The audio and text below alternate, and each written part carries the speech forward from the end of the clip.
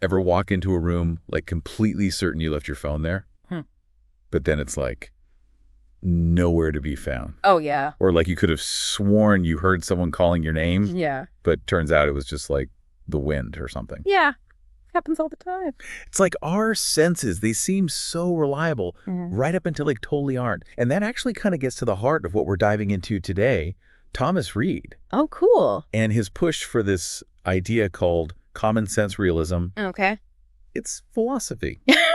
But don't worry, we're going to keep it nice and relatable today. Yeah, philosophy. It often starts with these like everyday head scratchers, like you were just talking about, and then it just goes like deep, like really deep. In Reid's case, he was looking at the philosophical scene back in the 18th century, and at the time, a lot of thinkers were super into skepticism. We're talking like post-Descartes here, where the whole "do we even exist" thing was like the hot topic. And then on top of that, you've got David Hume raising all these doubts about whether we can ever really know cause and effect. It was a wild time. So basically, everyone's just walking around like second guessing if the sun's going to rise. No. Or if their chairs are even real. Pretty much. It was a time when people were really questioning like the very foundations of how we understand the world. Wow. Yeah.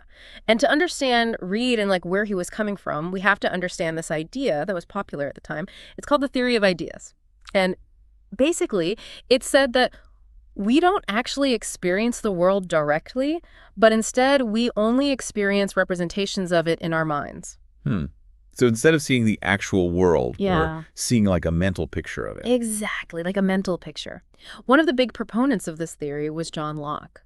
And he argued that we can perceive qualities of objects, like their color or shape or size, but not the actual substance of the object itself. Okay, so let me see if I'm getting this. So if I see an apple, I'm not really seeing the apple itself, but just my mind's like interpretation of what an apple is. Precisely. It's like our minds are creating this internal replica based on like the information that our senses are feeding it. But then that raises a whole bunch of other questions. So like if everyone is going around with these different like mental replicas of the world, Right? how can we ever really know? Like Yeah. if we're all experiencing the same reality, it's like my apple could be a completely different apple from your apple. Exactly. That's exactly the kind of rabbit hole that this theory of ideas led to.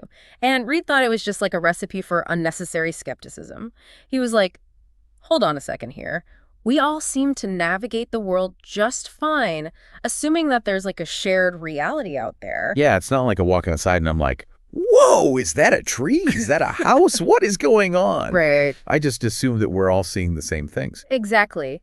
And that's where his idea of common sense realism comes in. He's basically saying, look, we have these built-in faculties, our senses, and for the most part, they're actually pretty reliable. Yeah, it's like most of the time my eyes are doing a pretty good job. I don't need to like analyze every little thing I see. Precisely. Reid wasn't saying that we should just blindly accept everything our senses tell us. But he did argue that we shouldn't just dismiss our common sense either. You know those like basic beliefs that we kind of naturally form about the world? He called these first principles. Okay, first principles. Yeah. So it's just like back to the basics of philosophy. Exactly. Like Philosophy 101 stuff. Think of them as the foundation that we use to build up our understanding of the world.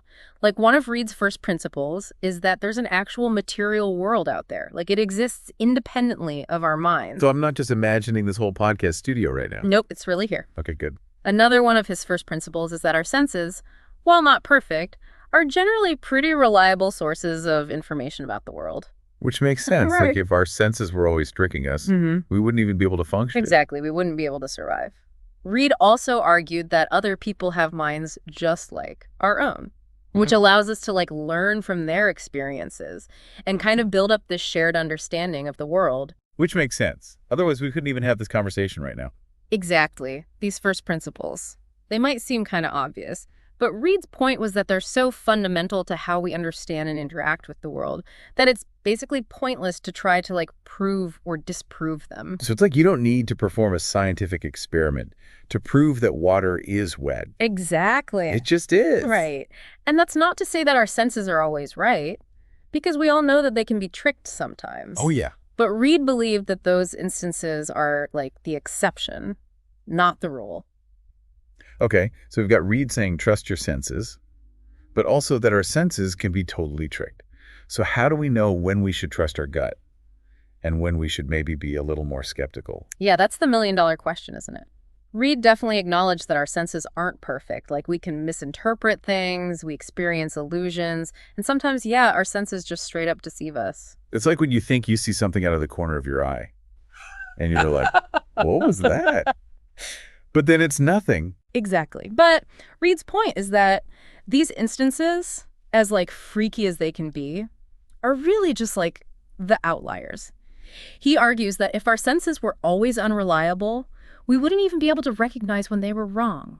That's interesting. Right, like, because we need that baseline of like, okay, this is what things normally look and sound and feel like, to even be able to tell when something is off. exactly. Like, you wouldn't know that an optical illusion was an illusion unless you had a pretty good grasp on how things normally look. That's true. And this whole idea of balancing trusting our senses with like a healthy dose of critical thinking, I think that's maybe even more relevant today than it was back in Reid's time. Oh, absolutely. I mean, Yeah. we live in a world with deep fakes and Instagram filters. It's like, Yeah. sometimes it feels impossible to tell what's real and what's not. It's true. We're constantly bombarded with all these images and videos, and so many of them have been like manipulated or edited or totally altered. It's like a minefield out there. So how do we even begin to apply Reid's ideas, like his common sense realism, in this digital age? Right. Are we just doomed to question absolutely everything we see and hear online?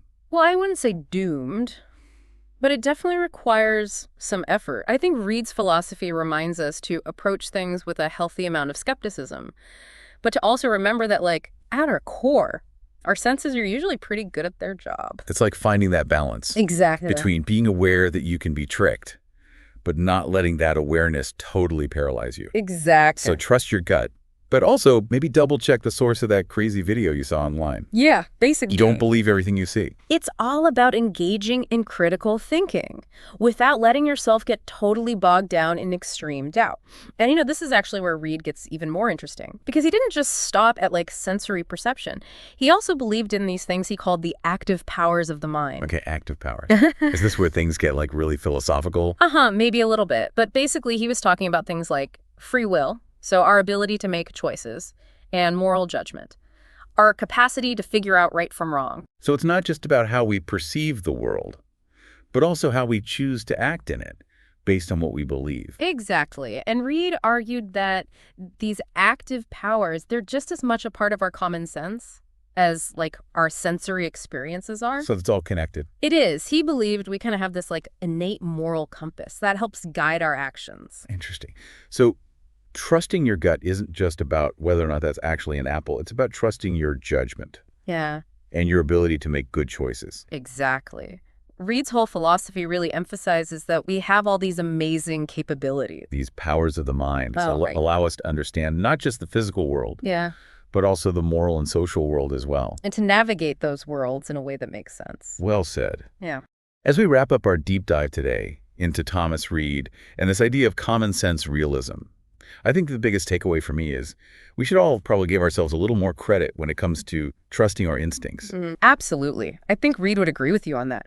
He really wanted to emphasize that these basic, commonsensical beliefs, they're important. They ground us, even when we're doing all this complex critical thinking and trying to make sense of a complicated world. It's all about finding that balance, right? It is. Trusting our gut, engaging our minds, and not overthinking every little thing. Until next time, everyone, keep exploring, keep questioning, and keep trusting your gut. Well, most of the time anyway.